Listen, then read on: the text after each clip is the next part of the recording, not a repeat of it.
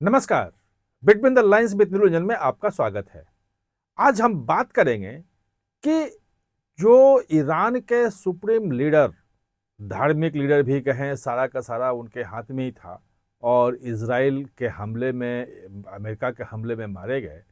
भारत ने उनके निंदा तक नहीं की उस हमले की, कोई सहानुभूति भी नहीं जताई। आखिर क्यों? प्रधानमंत्री मोदी ने यूएई के राष्ट्रपति से बातचीत की, जो एमबीएस हैं सऊदी अरब के, उनसे भी की, कतर से भी की। लेकिन ईरान पे हमला हो रहा है और इतना जबरदस्त हमला हो रहा है इजराइल और अमेरिका का, एक बार कोई बातचीत नहीं की। बात आ रही है कि एस जयशंकर ने बातचीत की वहां के विदेश मंत्री से, विदेश मंत्री ने बात की, हालत को समझा। आखिर किस बात को लेकर के मोदी नाराज हैं?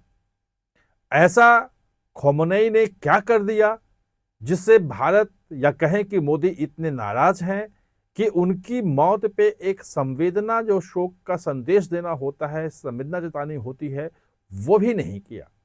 बिटवीन द लाइंस इस पूरे मामले को समझेंगे तो पूरे दुनिया में जो जियो पॉलिटिकल चेंजेज हो रहे हैं, जियो स्ट्रेटेजिक जो चेंजेज हो रहे हैं, उसको आप गहराई से समझ पाएंगे। तो दरअसल यह हमेशा कहा जा रहा है कि ईरान भारत का दोस्त रहा है और खास तौर पे पाकिस्तान को बैलेंस करने के लिए ईरान जो है वो उसकी भूमिका भी रही है। ऐसा नहीं है कि नहीं रही है।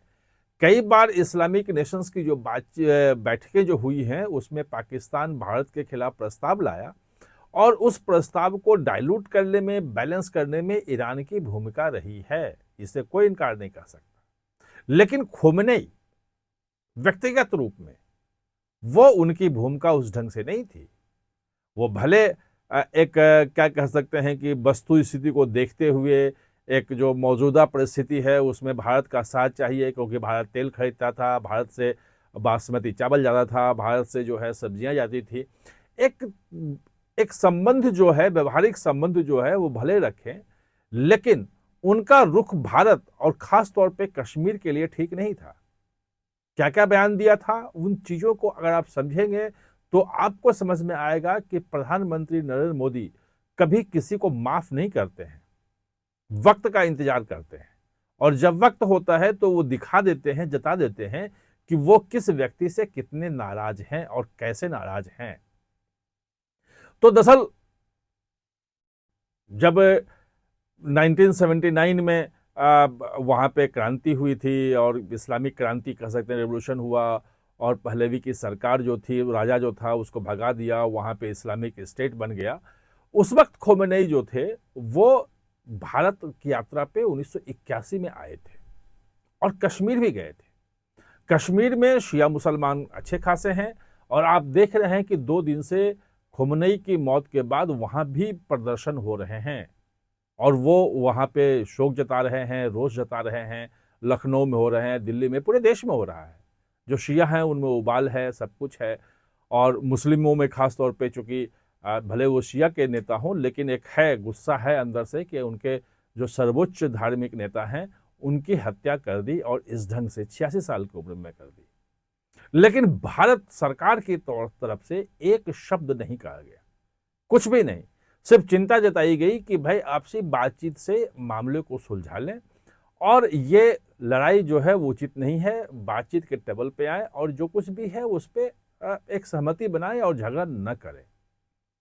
यहां तक तो, कल तक तो लग रहा था कि चलो एक बैलेंस जो है वो हमेशा भारत रखता है और इसलिए उसने ऐसा किया जैसा कि यूक्रेन में और रूस में किया। प्रधानमंत्री मोदी दोनों देशों से बातचीत करते रहे, मतलब यूक्रेन के राष्ट्रपति जेलेंस्की से भी और रूस के राष्ट्रपति पुतिन से भी फोन पे बातचीत कर रहे, समझाते रहे, कहीं बातचीत का ट्रैक तोड़ा नहीं। लेकिन यहां पे कल शाम को जो हुआ उससे एक लगा कि कहीं ना कहीं से अंदर से जो है वो मोदी गुस्से में थे और वो उन्होंने कूटनीतिक स्तर पे जारी कर दिया।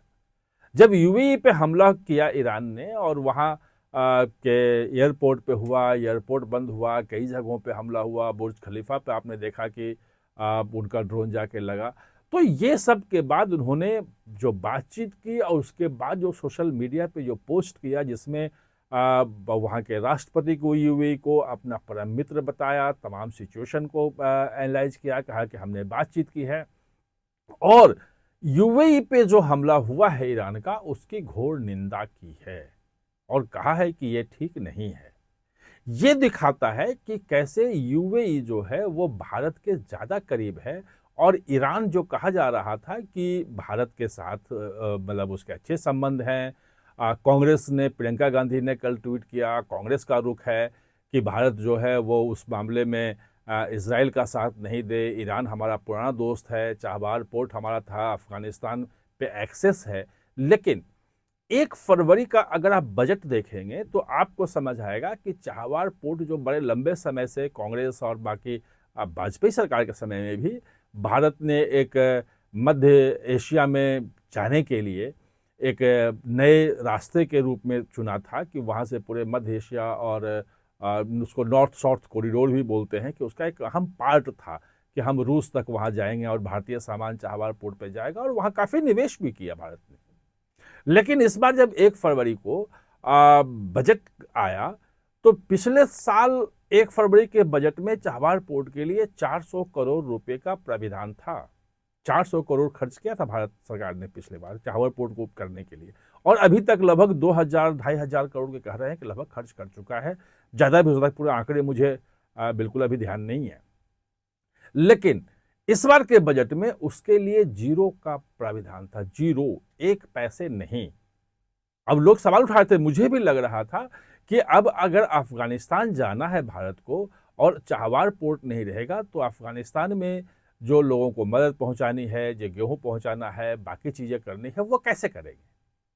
चाबहार पोर्ट छोड़ने से क्या बात बनेगी? इसका मतलब यह है कि कहीं ना कहीं एक बड़े कूटनीतिक जो है वो फेर बदल की तैयारी है। ईरान पे जो हमला हुआ है कोई अचानक नहीं है।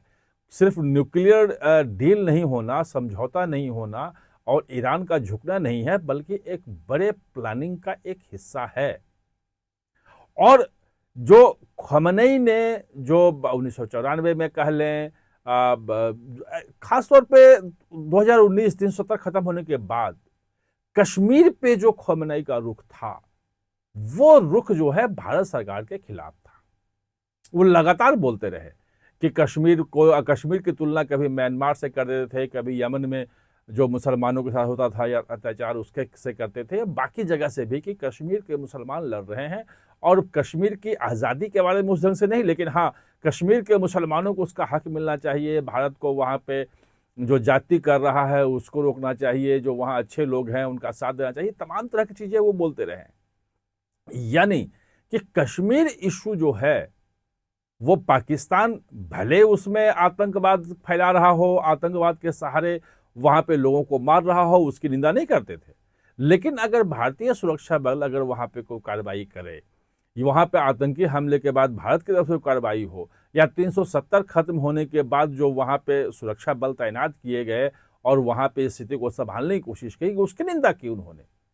तो जाहिर है कि कश्मीर पे अगर आपका रुख भारत की एकता अखंडता को लेकर के अगर आपका रुख वो था एक मुस्लिम वाला, तो फिर भारत जो है वो कैसे आपके मौत के बाद गम मनाएगा, शोक मनाएगा, शोक जताएगा?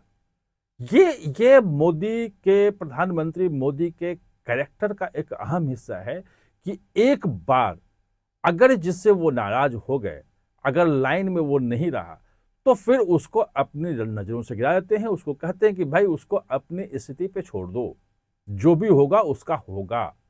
भारत अभी खुल के कभी न इजराइल के पक्ष में है, न अमेरिका के पक्ष में है, न ईरान के पक्ष में है, न किसी के खिलाफ है।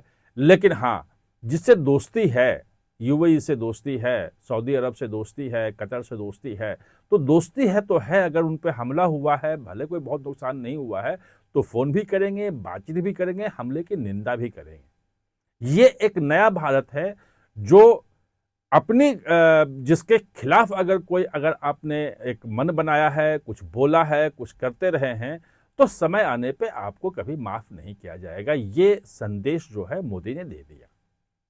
अगर आपको मेरा विश्लेषण अच्छा लगा हो तो आप चैनल को सब्सक्राइब भी कर लीजिएगा, बेल आइकन बटन दबाइएगा और अगर हो सके तो इसको शेयर भी कीजिएगा और कमेंट जरूर कीजिएगा, क्योंकि आपके कमेंट जो है बहुत महत्वपूर्ण होते हैं।